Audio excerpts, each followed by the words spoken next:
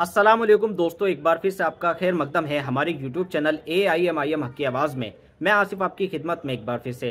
दोस्तों, हाल ही में रामगिरी महाराज ने प्यारे नबी सल्लल्लाहु अलैहि वसल्लम के ऊपर कुछ अनाप शनाप बोला था, जिसको लेकर पूरे महाराष्ट्र में प्रोटेस्ट हुए और उनकी गिरफ्तारी की मांग हुई। हालांकि पुलिस ने उनके ऊपर कोई FIR दर्ज नहीं की और न ही कोई कार्रवाई की। इसके साथ ही अभी हाल ही में BJP के एक नेता नीतीश राणे अपने उस महाराज का समर्थन करते नजर आए और इसके साथ ही मुसलमानों को धमकी देते नजर आए कि अगर रामगिरी महाराज को कुछ हुआ या कुछ बोला तो मस्जिदों में घुसकर चुन चुन कर मारेंगे। तो मुसलमानों को इस तरह की धमकी BJP के उस विधायक ने दी थी। पहले तो मैं आपको उस विधायक की ये वीडियो दिखा देता हूं जिसमें उन्होंने ऐसी बातें बोली थी। वीडियो देखें। अगर हमारे रामगिरी महाराज के तरफ गांडू ने समझ लो पाहिजे ना, नहीं तो बोलते ये तो मराठी में बोल के गया, मेरे को कुछ समझा ही नहीं। इसलिए तेरे को जो भाषा में समझता है ना वो भाषा में धमकी देके जा रहा हूं। हमारे रामगिरी महाराज के खिलाफ अगर कुछ भी मस्ती तुम लोगों ने किसने भी की तो तुम्हारे मस्जिदों के अंदर आके चुन चुन के मारेंगे, इतना ध्यान में रखो। तुमको तुम्हारी कौम की अगर तुम्हारी कौम की अगर चिंता होगी तो हमारे रामगिरी महाराज के खिलाफ कुछ भी बोलने का नहीं, वरना वो जबान हम लोग सही पे रखेंगे नहीं, ये तुम लोग याद रखना। तो आपने वीडियो देखा। जब ये वीडियो वायरल हुई इसके बाद BJP के इस नेता के ऊपर महाराष्ट्र में प्रोटेस्ट और ज्यादा हो गए। महाराष्ट्र के लोगों ने और इसके साथ ही MIM की पूरी टीम ने महाराष्ट्र में प्रोटेस्ट किए, इसके खिलाफ रैलियां निकाली और इसके साथ ही सरकार से ये मांग की कि इन दोनों के खिलाफ कार्रवाई की जाए। हालांकि सरकार BJP की है तो आप जान सकते हैं कि BJP उनके खिलाफ कार्रवाई नहीं करेगी, क्योंकि BJP ऐसे लोगों का सपोर्ट करती है, ऐसे नेताओं का सपोर्ट करती है जो मुसलमानों के खिलाफ अनाप शनाप बोलते हैं। अभी हाल ही में आपने देखा होगा कि कपिल मिश्रा ने मुसलमानों को जब उल्टी सीधी बातें बोली थी तो BJP ने उनके खिलाफ भी कोई कार्रवाई नहीं करी थी। इसके साथ ही जब ये वीडियो वायरल हुई नीतीश राणे की तो महाराष्ट्र के जो MIM के बड़े बड़े नेता हैं उन्होंने खुलकर सामने आकर नीतीश राणे के खिलाफ कार्रवाई की मांग की। इसी बीच अभी हाल ही में महाराष्ट्र के पूर्व सांसद MIM के नेता इम्तियाज जलील साहब की भी एक वीडियो वायरल हुई जिसमें उन्होंने सरकार को 5 दिन का अल्टीमेटम दिया और सरकार से ये मांग की कि अगर नीतीश राणे और रामगिरी महाराज के ऊपर कार्रवाई नहीं हुई तो फिर पूरे महाराष्ट्र में प्रोटेस्ट होगा। मैं आपको इम्तियाज जलील साहब की वो पूरी वीडियो दिखा देता हूं जिसमें वो सरकार को चेतावनी देते नजर आ रहे हैं। तो वीडियो देखें इम्तियाज जलील साहब क्या बोल रहे हैं। इतना सा है वो आणि बोलतो की मी गब्बर आहे करके। अरे तुझी हाईट काय, तुझ्या बोलण्याचा बोलायलाही येतं का? आणि एकटा सोबत आपल्या सोबत 5-5, 6-6 गाड्यांच्या बाउंसर्स पोलीसवाले घेऊन फिरतात। तू काय हिंदू धर्माचं संरक्षण करणार है? पैरों में घुंघरू बांधो और अपने नेताओं के सामने है तो ठुमके लगाओ, नाचो। एक हद होती है बात करने की, एक हद होती है किसी भी चीज की। आज अगर इनके ऊपर अगर कार्रवाई नहीं होती कि सड़क चलने वाला लड़का है तो आपकी जात पे, आपके धर्म पे, हम किसी के भी धर्म के खिलाफ नहीं है, हम किसी भी मजहब के खिलाफ नहीं है, हम किसी भी भगवान के बारे में गलत शब्दों का इस्तेमाल नहीं करेंगे। लेकिन अब वक्त आया है, अगर सरकार चाहती है कि हमने सड़क के ऊपर आना तो सुन ले सरकार, हम सड़क पे आने के लिए भी तैयार हैं। और ये भी सुन लो, अगर तुम रोक सकते हैं तो रोक लो। 5 दिन का टाइम, 6ठे दिन हम बैठेंगे, ऐलान करेंगे कि कौन सा दिन हम यहां से निकलेंगे।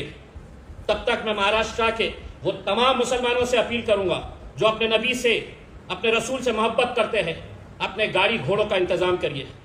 पैगंबर मोहम्मद मुस्तफा सल्लल्लाहु अलैहि वसल्लम यांच्या बाबतीत ते हरामखोरांनी बोललं तर आपल्याला काही वाटलं नाही। अरे आम्हीही निंदा करतो जे गोष्टी घडलेली आहे। आता तुमच्यामध्ये हिम्मत असेल जे महाराष्ट्राचे जे मुस्लिम नेते आहे, आपल्याला स्वतःला मुस्लिम म्हणणारे, एक दिवस कुठेतरी मुंबईमध्ये तुमचे जे बाप बसलेले आहे ना, जे शरद पवार साहेब असू द्या, उद्धव ठाकरे साहेब असू द्या, काँग्रेसचे नाना पटोले असू द्या, हे सगळ्यांना घेऊन एक दिवसाचा आंदोलन मुंबईमध्ये करा। आम्हालाही बोलायचं असेल तर आम्ही एक सामान्य नागरिक म्हणून तुमच्या आंदोलनामध्ये सहभागी होऊ। आणि तसा करत नसेल, फक्त जाऊन मेमोरंडम मी बघितलं, वर्षा गायकवाड आणि त्यांच्या सोबत असलम MLA, अमीन पटेल, मग त्याच्यानंतर आरिफ नसीम, काही टोप्या घालणारे लोक राजनीतीशी संबंधित मेमोरंडम देऊन संपला विषय. आली आपली फोटो पण आली, मीडियामध्ये बाईट पण दिलं, युट्यूबवाल्यांना बोलावून चांगला आपला राग जे राग तुम्ही त्या कारणाने दाखवले तेच राग तुम्ही रस्त्यावर येऊन दाखवा. आणि नाही करत असेल तर ते सगळे मुस्लिम नेते मुंबईचे जे आहे ना त्यांच्यासाठी मी घुंगरू पाठवणार आहे. पैरों में घुंघरू बांधो और अपने नेताओं के सामने तो ठुमके लगाओ, नाचो. एक हद होती है बात करने की, एक हद होती है किसी भी चीज की. आज अगर इनके ऊपर अगर कार्रवाई नहीं होती कि सड़क चलने वाला लड़का है तो आपकी जात पे, आपके धर्म पे, हम किसी के भी धर्म के खिलाफ नहीं है, हम किसी भी मजहब के खिलाफ नहीं है, हम किसी भी भगवान के बारे में गलत शब्दों का इस्तेमाल नहीं करेंगे. लेकिन अब वक्त आया है, अगर सरकार चाहती है कि हमने सड़क के ऊपर आना तो सुन ले सरकार, हम सड़क पे आने के लिए भी तैयार है. और ये भी सुन लो, अगर तुम रोक सकते हैं तो रोक लो. 5 दिन का टाइम, 6ठे दिन हम बैठेंगे, ऐलान करेंगे कि कौन सा दिन हम यहां से निकलेंगे. तब तक मैं महाराष्ट्र के वो तमाम मुसलमानों से अपील करूंगा जो अपने नबी से, अपने रसूल से मोहब्बत करते हैं, अपने गाड़ी घोड़ों का इंतजाम करिए. 5 दिन के बाद आपको बताया जाएगा कि सड़क के ऊपर कैसा निकला जाए, मुंबई की तरफ कूच कैसा किया जाए. कायदे से देश चलता है, महाराष्ट्र के अंदर कायदा है, कोई गुंडा राज नहीं चल रहा है. और आप डराने का है तो किसी और को डराइए. हमने बहुत सह लिए है आपकी आवारागर्दी, आपकी ये गुंडागर्दी, आपके छोड़े हुए ये पिल्लू. इतना सा है वो, आणि बोलतो की मी गब्बर आहे करके. अरे तुझी हाईट काय, तुझ्या बोलायलाही येतं का? आणि एकटा सोबत, आपल्या सोबत 5-5, 6-6 गाड्यांच्या बाउन्सर्स, पोलीसवाले घेऊन फिरतात. तू काय हिंदू धर्माचं संरक्षण करणार आहे? तुझी स्वतःची लायकी आहे का स्वतःचं संरक्षण करण्यासाठी? मशिदीमध्ये घुसून मारणार. आता तुला मी सांगतो, तुझ्यामध्ये हिम्मत आहे ना, मशिदी तर सोडा. आमचे मित्र आहे ना जरांगे पाटील साहेब, त्यांची सभा महाराष्ट्रामध्ये कुठेही, जरांगे पाटील साहेबांची सभामध्ये तू तुझा फौज फाटा घेऊन तिथे एकदा जाऊन बघा.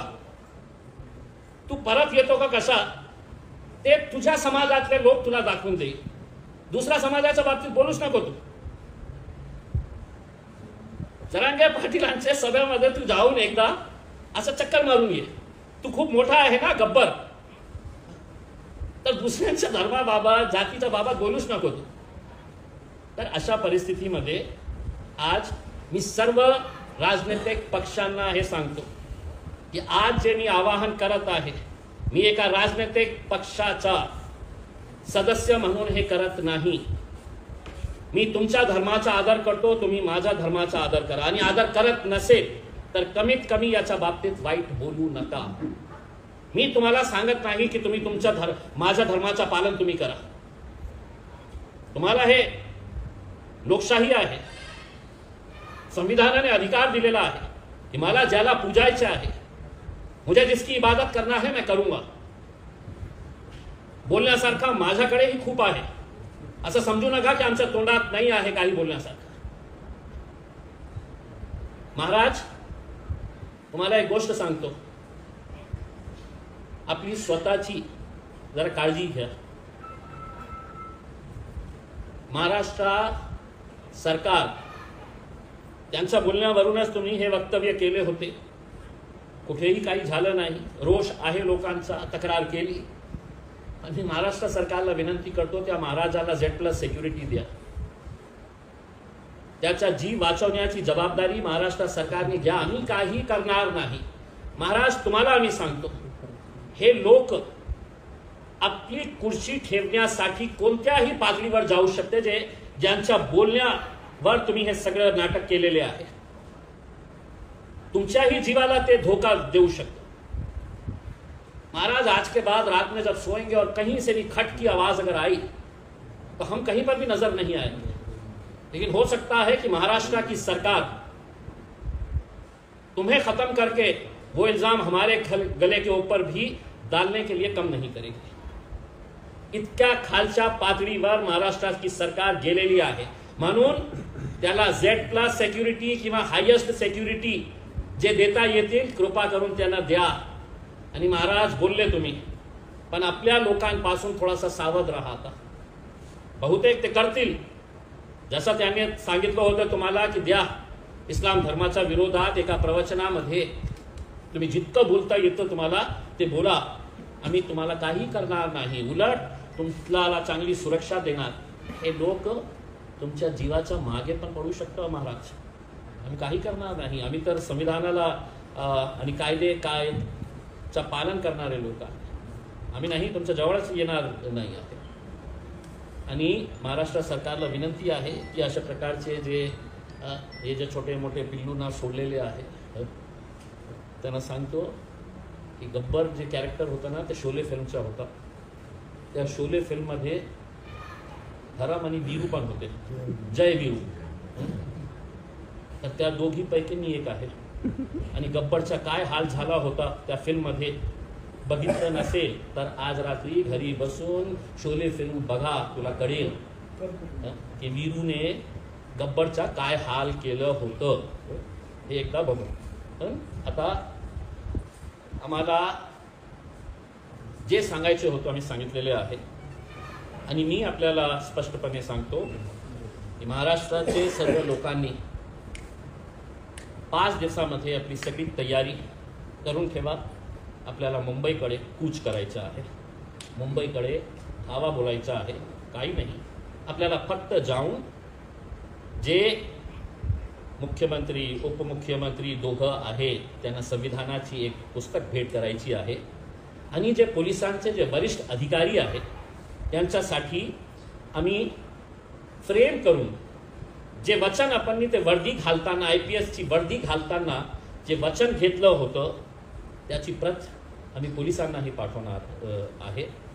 हे राज्य आपल्याला सगळ्यांना नियमाप्रमाणे चालवायचं आहे, गुंडागर्दीप्रमाणे चालवायचं नाही आहे. तुम्ही जय आहात. मी कुणाला धमकी दिली? मी माझ्या वतीने काही बोलत नाही. माझ्या वतीने कुठल्याही प्रकारची धमकी शमकी मी दिले नाही, स्पष्ट करून देतो.